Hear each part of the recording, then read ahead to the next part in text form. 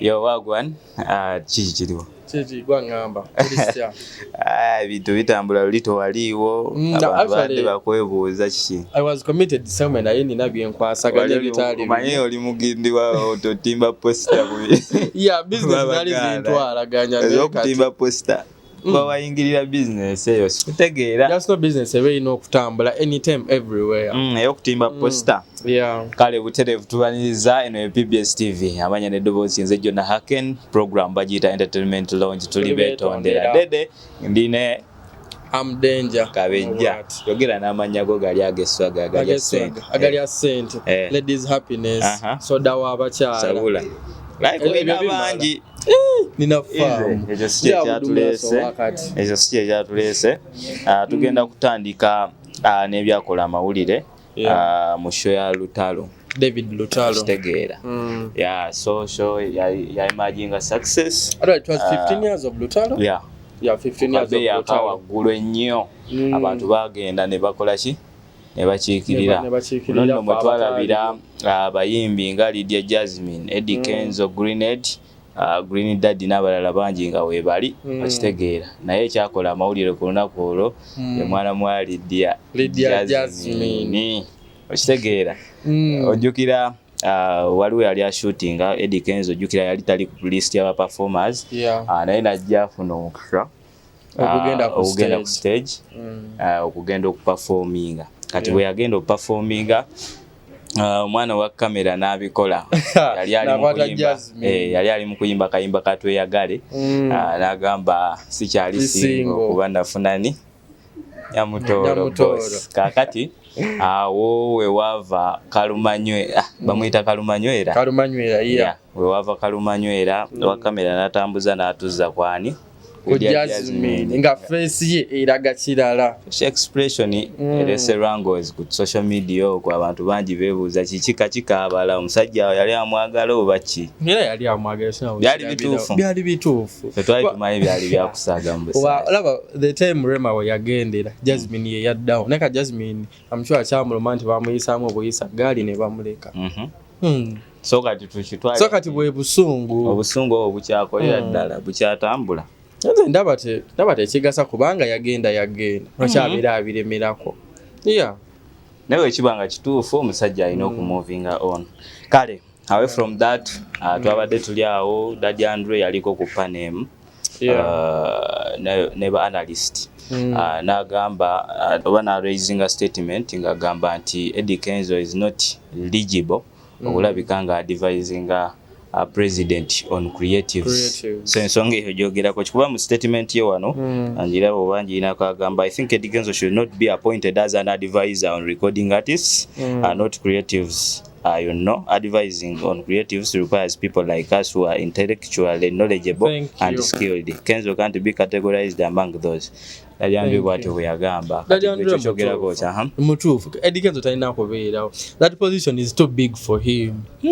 Tatuganye he's talented, he's creative. Now there is that part Daddy Andre yagambye intellectual gwe mulyo tegeera ki simanyi oba ebintu muleka mwabitadde mu nyo feeling wakati gwenga food soja ndoza ate kati obukiririza eri teba kubanga nawe kivugo kiza side. Let me tell you this.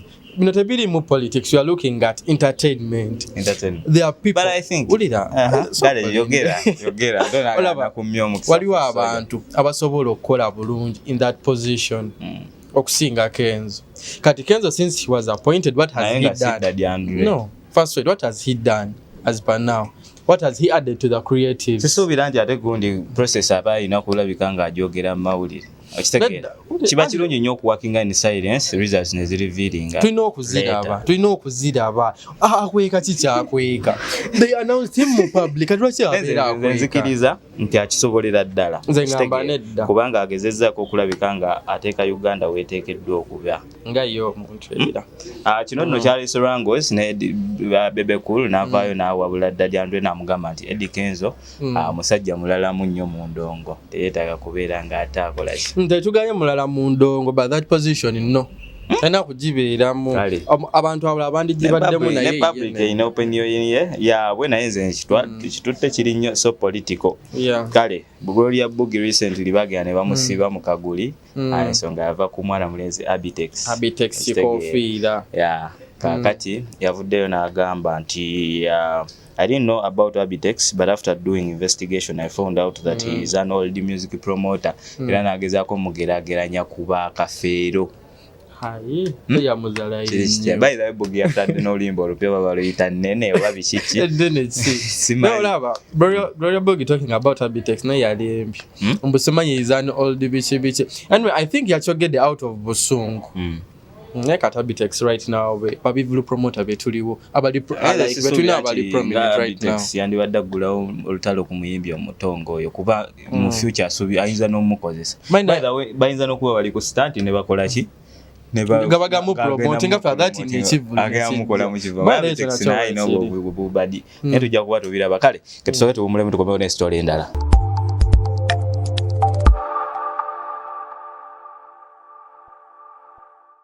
Kale weewaawo kulikayo nnyo mu kashort commercial break okitegeera we back in action nyegenyega atandise wali mu Jjinja ekivulu ky'abana Uganda ekisinga okusitula abantu okuva ebule n'ebwe yakitandise abanadini kye batayagalirako ddala so kaakati woba oyinamu obudde genda olye ku zizo fere tukugaana era naffe tugenda mu nyegenyega agenda kukoma nga 17 senna kuzikyaliyo osobola okuyitayo batugee stage ziri 8 n'ebiringa abayimbi bangi nnyo mujjuzo okitegeera so kale nyegenyege saleeko okitegeera kuwagira banna Uganda teri kiki era teri agambayo kabade tuli awo Mati B agenda dominating Ugandan scene nga atwala bannaffe abayimbi abana Uganda ku international level okitegeera kabade tuli awo ne tufuna amawulire nga abaana aba by Yuga Boys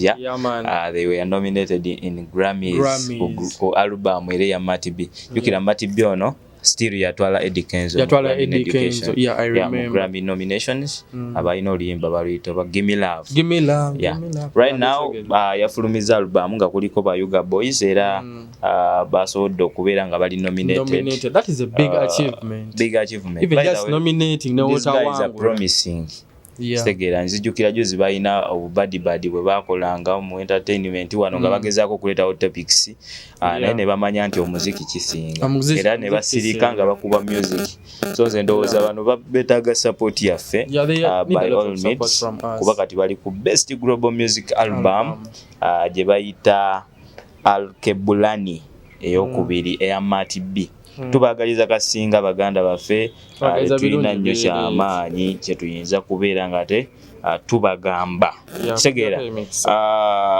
like music hitmaker yakuba nzuuno n'ennyimba endala nnyingi omumanyi so yavuddeyo n'agenda okuddingana kale naddingana ne management yenka okyogerako ki tekirina like I think it's good nti yadinganye neki ne management yenkadde kubanga abadde asirise ne management yenkadde yali ekola yali ekola kubanga like she was on the scene ne kati since we yagireka naabula okitegeera meaning management yali emwongerako kinene nnyo kadde lumanye ensonda exactly like nze ngamba okuddayo it's very fine kubanga I think should come again at where hit no wabadde akola waliwo story endala koza amawuli story tenge yawangudde award best entertainer yabadde best entertainer yatwadde entertainer influencer sorry zino awards all African Entertainment Awards ziri hosted mu USA yasobodde okubeera nga teyaziwangudde congratulations for Uganda and Tenge as a person. And we hope to see many people, many Ugandans also they take those big awards. Right. Yeah. Okay, Uganda Fire. Uganda Fire. Checho. Tegera changu tegezo. andi mu sports right now. Yeah. Tubudde mu entertainment tugeze mu. So genze ko mu byemizannyo Uganda Cranes. Uganda Cranes yase. Uganda Cranes oye okitegeera. Kitegeera ali wonna. So olunaku lwa leero kusaawa zigenda kubeera 10 ekisaawe Nambole kigenda kutokota nga si kisaanikire. Jukira Uganda eri mu kibinja omuli South Sudan, muli mu South Africa, bana timu kyenda osijjukira ne Uganda yekulembedde. Abato bakubanga nawe tubimala okulaga nti local sport yafuuse ekirala nnyo. So twagala tugende ffenna tufulopinga Nambole nga tuwagira timu yaffe y'eggwanga kujagaliza ebirungi byonna. Alani Okera alina okuteeba.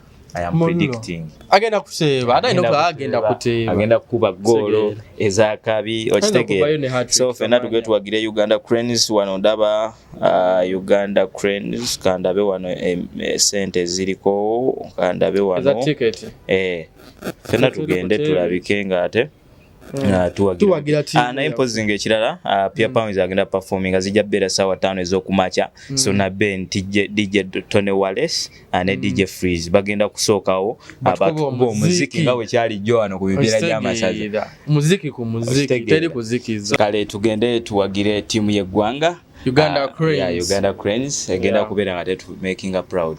It has to make us proud. Tubakubanga we wow. Mbadde Jona Haken wamu ne muganda wange Uganda Joan Edis Katunda yali ku kamera CEO Katunda Edis Juice yali ku kamera okitegeera. So tetugera ko yali tusukako wano ayo gutunyizeza tuli betondera mwenna atuba twagadde anyway. Yeah.